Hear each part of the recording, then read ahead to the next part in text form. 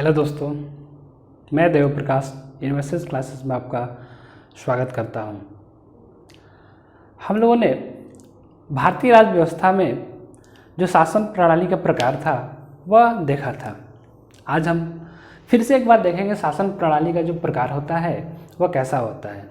इस बार जो शासन प्रणाली का आधार होगा उसको दूसरे कंसेप्ट के आधार पर बांटेंगे, ठीक ना।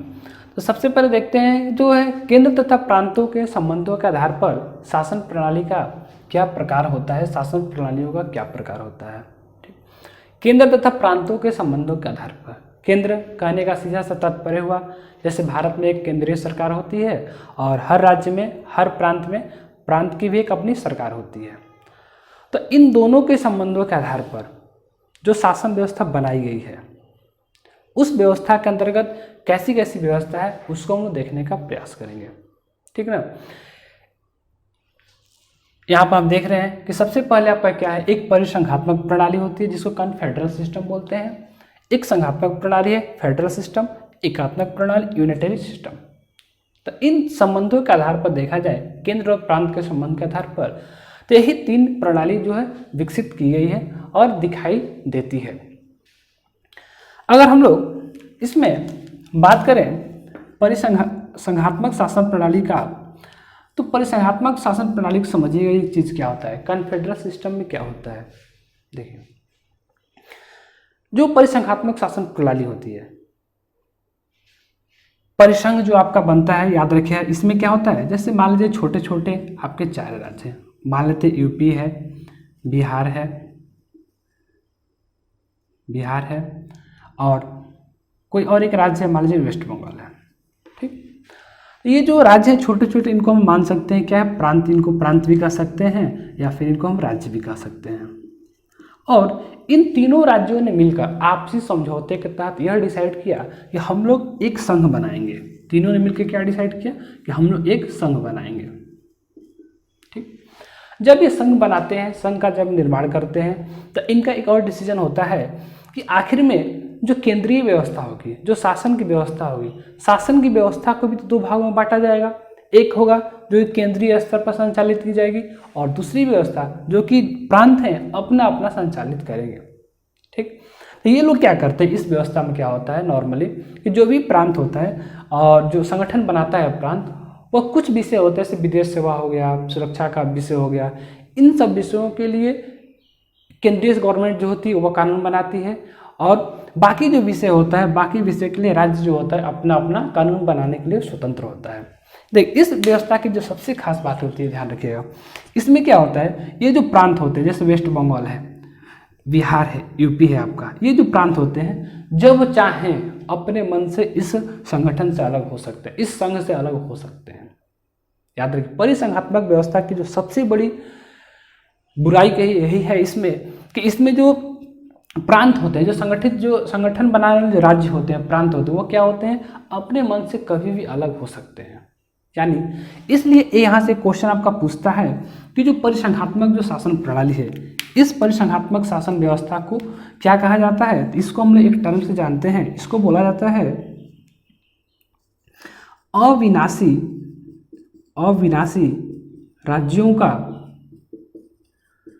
विनाशी संगठन।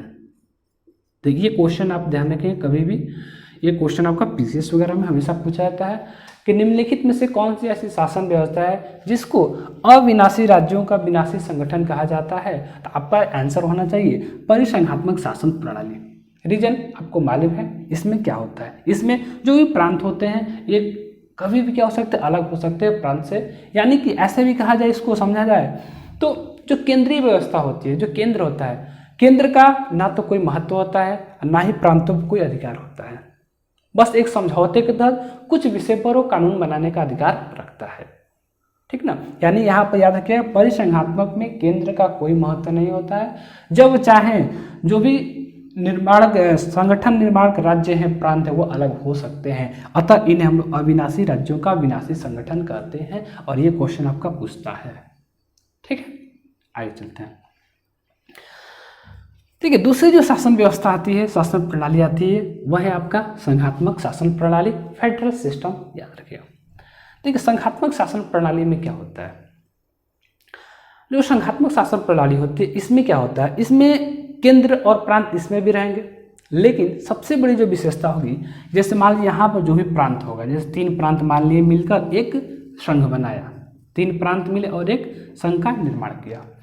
तो ये जो प्रांत हैं, जो भी ये 3 प्रांत है ABC, मान लीजिए 3 प्रांत है, ये प्रांत क्या होते हैं, कभी भी अलग नहीं हो सकते हैं।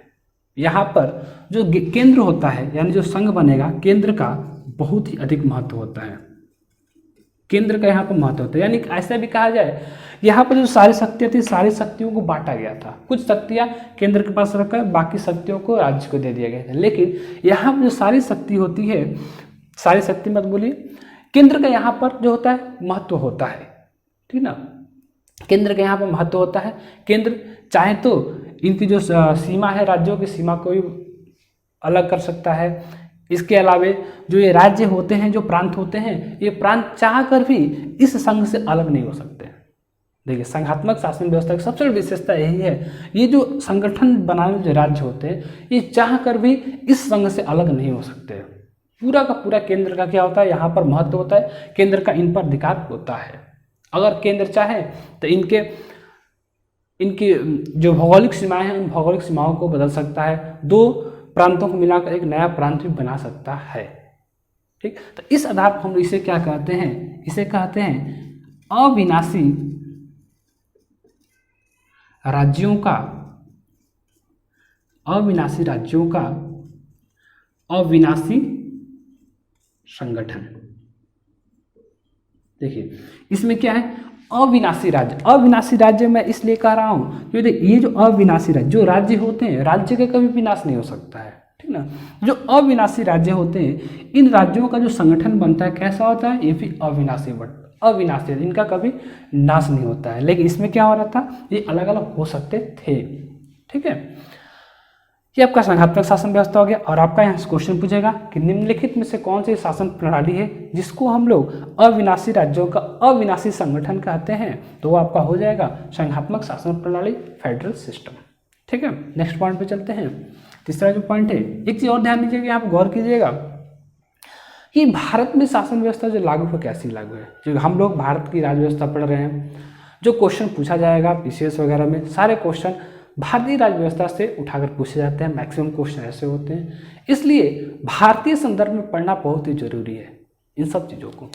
तो देखिए भारत में जो संघात्मक प्रणाली है, ये भारत में संघात्मक प्रणाली आपको दिखाई देती है। भारत में क्या है, केंद्र का अपना अधिकार होता है, जो हमारे राज्य हैं वो कभी भी अपने देश से, केंद्र से अलग नहीं हो सकते हैं। ऐसा कोई भी राज्य नहीं जो कह सकता है कि नहीं भाई हम तुमसे अलग रहेंगे, भारत से हम अलग हो जाएंगे, ऐसा संभव नहीं है, क्योंकि यहाँ पर जो भी व्यवस्था है वो संघात्मक प्रणाली व्यवस्था को अपनाया गया है, ठीक। अब बात करते हैं जो तीसरा इसका आता है प्रकार, वह है एकात्मक प्रणाली, यूनिटरी सिस्टम। देखिए यूनिटरी सिस्टम का एकात्मक प्रणाली क्या है। एकात्मक प्रणाली में क्या होता है, पूरा का पूरा अधिकार केंद्र के पास होता है, सारा का सारा अधिकार केंद्र के पास होता है। राज्य सरकारें जो होती है, प्रांत जो होता है, प्रांत के पास किसी भी तरह का अधिकार नहीं होता है। पूरी शासन व्यवस्था जो होती है वो एकात्मक प्रणाली में केंद्र के हाथों में सौंप दी जाती है। यहाँ पर देखे होंगे, यहाँ पर जो बहुत ही महत्वपूर्ण होते हैं वो आपका संघात्मक में रखता है केंद्र, बाकी राज्यों को कुछ कुछ शक्तियाँ दी जाती हैं, कुछ अधिकार ऐसे होते हैं जो राज्यों को भी दी जाती है। लेकिन केंद्र में क्या, एकात्मक में क्या होता है, सारी व्यवस्था जो होती है वो केंद्र के हाथों में दी जाती है और वही सब कुछ करता है। तो अब देखिए यहाँ से अगर ध्यान दीजिएगा भारतीय संविधान के संदर्भ में, तो कुछ ऐसी भी व्यवस्थाएं हैं जो कि भारत में एकात्मक प्रणाली का भी गुण दिखेगा आपको। जैसे राज्यों में राज्यपाल की जो नियुक्ति होती है वह राष्ट्रपति के द्वारा की जाती है, ठीक। इसके अलावा जो भी आपका हाई कोर्ट होता है, हाई कोर्ट में भी अगर हम लोग देखते हैं जो न्यायालय की नियुक्ति होती है वो आपका राष्ट्रपति के द्वारा ही किया जाता है, ठीक ना। तो इस तरह की जैसे राज्यों के सीमा के नाम में परिवर्तन करना है या उनका नाम बदलना है, सीमा परिवर्तन करना है, 2 राज्यों को मिला एक नया राज्य बनाना है, इस तरह की जितनी भी मतलब गतिविधियाँ होती है, सारी गतिविधियाँ केंद्र सरकार खुद करती है। तो इस तरह से देखा जाए तो भारत में एकात्मक प्रणाली और संघात्मक प्रणाली दोनों का क्या होता है, मिश्रण होता है। और क्वेश्चन भी पूछता है कि भारत में कैसी शासन व्यवस्था लागू है, तो हम लोग क्या कहते हैं कि भारत में जो शासन व्यवस्था है वह कैसी है, अर्ध संघात्मक है, न तो पूरी तरह संघात्मक है न तो पूरी तरह एकात्मक है, ठीक ना। भारत में जो शासन व्यवस्था कैसी है, वह अर्ध संघात्मक शासन प्रणाली को अपनाए हुए है, ठीक। तो यहाँ पर हमने फिनिश किया। यहाँ से याद रखिए हमेशा बहुत ही ज़्यादा चांस रहता है कि आपका यहाँ से कुछ ना कुछ क्वेश्चन बीपीएससी में आपका उठे, एक प्रश्न जरूर आपका पूछना बनता है, इसलिए इसको ध्यान से पढ़िएगा, इसको नोट कर लीजिएगा, समझ लीजिएगा। चलिए देखते हैं एग्जाम्पल का भी कोई क्वेश्चन पूछता है। देखिए जो भूतपूर्व सोवियत संघ था, भूतपूर्व सोवियत संघ जिसे कि हम लोग आज वर्तमान में रूस के नाम से जानते हैं, तो पहले रूस जो था वहाँ पर क्या था, सोवियत संघ में वो परिसंघात्मक शासन व्यवस्था ही लागू थी। अगर हम एग्जाम्पल लेते हैं कि संघात्मक प्रणाली का शासन वाला देश कौन सा वर्तमान में, तो यूनाइटेड स्टेट ऑफ अमेरिका, यहाँ पर क्या है, संघात्मक शासन प्रणाली अभी भी वर्तमान में लागू है, ठीक ना।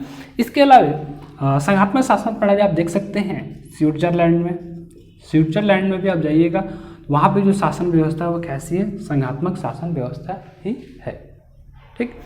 अब बात आती है एकात्मक शासन प्रणाली की। तो एकात्मक जो शासन प्रणाली लागू है, आप देख सकते हैं इस व्यवस्था को ब्रिटेन में चले जाइए, वहाँ पर आपको देखा जाएगा, या फिर आप फ्रांस चले जाइए, वहाँ में जो शासन व्यवस्था लागू है वह कैसी शासन व्यवस्था है, एकात्मक शासन प्रणाली लागू है, ठीक है। ये हमारा हो गया इसके आधार पर। अब हम लोग दूसरा देखेंगे शासन प्रणाली का प्रकार, और जो हमारा आधार होगा वो दूसरा होगा। चलिए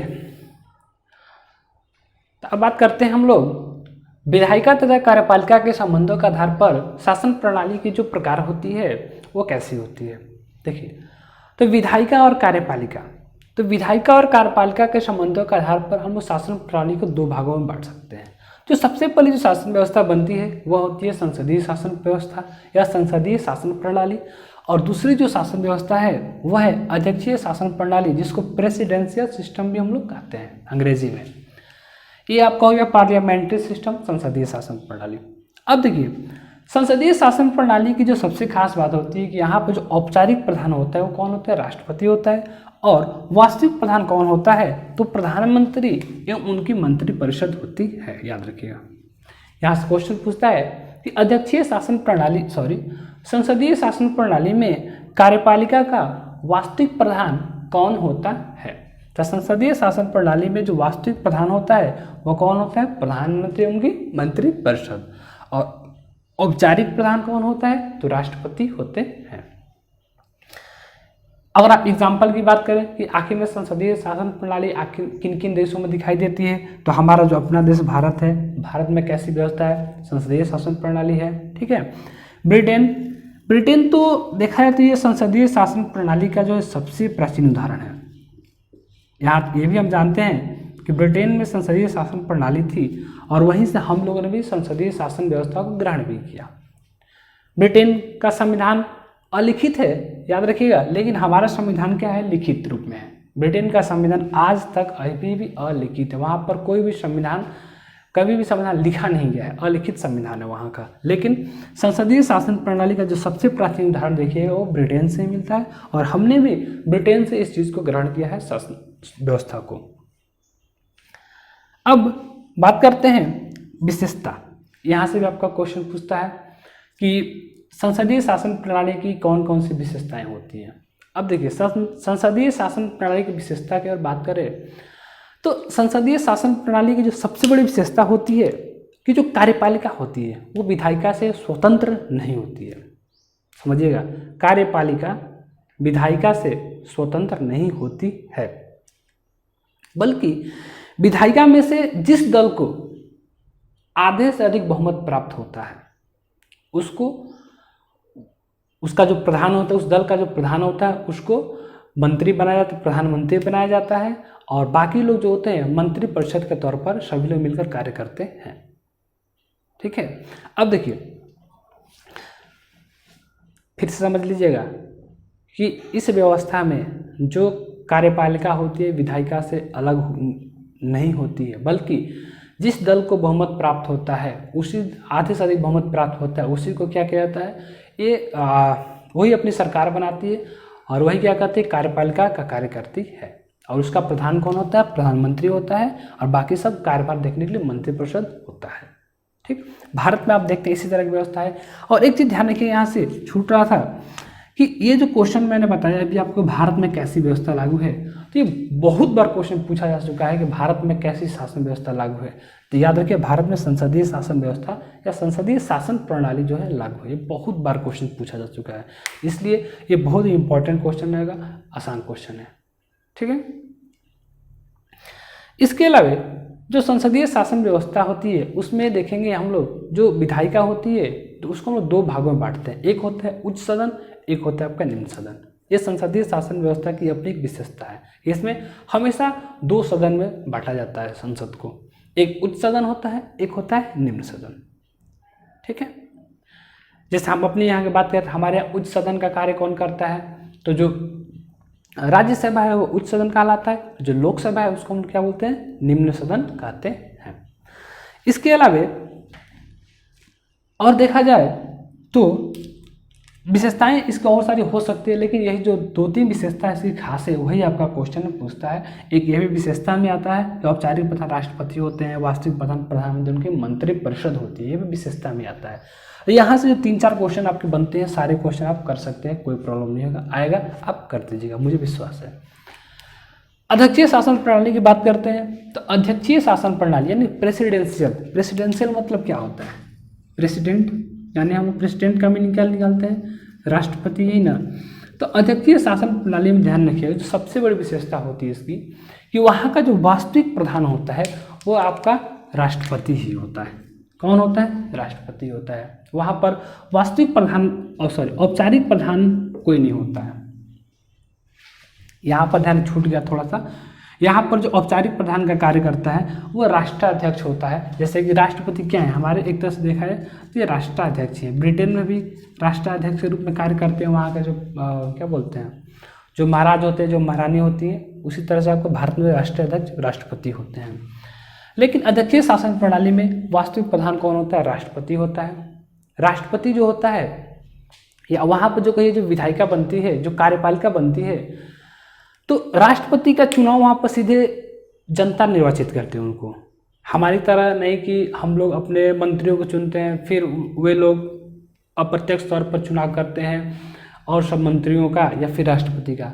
जहाँ पे ये शासन व्यवस्था लागू, जैसे कि अमेरिका की बात करते हैं, तो अमेरिका में जो शासन व्यवस्था लागू है, तो अमेरिका में जब चुनाव होता है तो वहाँ की जनता क्या करती है, सीधे तौर पर अपने राष्ट्रपति को चुनती है मतदान के माध्यम से।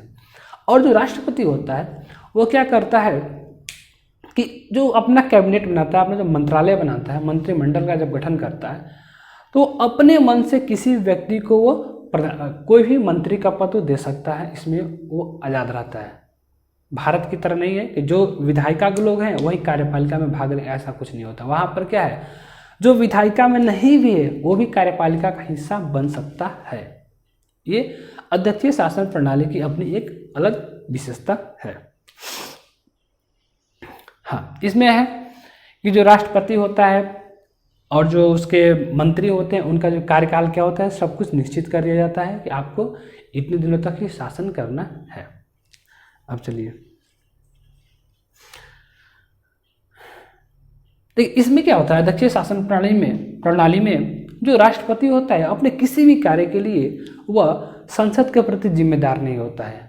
उसकी जिम्मेदारी जो बनती है वह जनता के प्रति बनती है। कोई भी कार्य करता है अगर राष्ट्रपति, तो वह संसद के प्रति जवाबदेही नहीं होता है, बल्कि वह सीधे किसके प्रति होता है, जनता के प्रति वो जिम्मेदार होता है। याद रखिए। लेकिन जो भारत की शासन व्यवस्था है, अगर यहाँ पर प्रधानमंत्री जो हमारे होते हैं उनकी जो मंत्रिपरिषद है और कोई भी वो कार्य करती है तो वो संसद के प्रति जिम्मेदार होती है। अगर संसद उन पर किसी भी कार्य के लिए प्रश्न उठाता है तो संसद में आकर के प्रधानमंत्री और उनकी पूरी मंत्रिपरिषद को ये बयान देना होता है, ये सफाई देना होता है कि हमने जो किया गलत किया है या सही किया है, पूरा एकदम डिटेल करना होता है। यानी कि संसद के प्रति जिम्मेदार होती है हमारी मंत्रिपरिषद। लेकिन इसमें क्या होता है, जो राष्ट्रपति होते हैं वह जनता के प्रति जिम्मेदार होते हैं। तो इन यहाँ से आपके इतने ही जो क्वेश्चन है वो बनते हैं। आप इन सारे क्वेश्चनों को याद रखिएगा, ठीक है। एग्जाम्पल की बात करें तो अमेरिका भी है आपका, जापान भी है। जापान में भी जो शासन व्यवस्था लागू है वह कैसी है, प्रेसिडेंशियल सिस्टम लागू है, ठीक है। धन्यवाद। नेक्स्ट वीडियो में हम लोग शुरू करेंगे। अब जितनी भी शासन व्यवस्थाएं थी, जो भी बेसिक चीज़ें थी, जो भी बेसिक कंसेप्ट से सारा खत्म हो चुका है। हम अब लोग शुरू करने वाले हैं भारतीय संविधान का निर्माण कैसे हुआ, इसके निर्माण की क्या प्रक्रिया थी, संविधान की क्या मांग, संविधान सभा की मांग कब उठी, कैसे उठी, इन सब चीज़ों की चर्चा करेंगे हम लोग नेक्स्ट वीडियो से, जो कि बहुत ही अच्छा टॉपिक होगा और वहाँ पर सारी चीज़ आपको समझ में भी आएंगी, ठीक ना। ठीक है, तब तक के लिए धन्यवाद।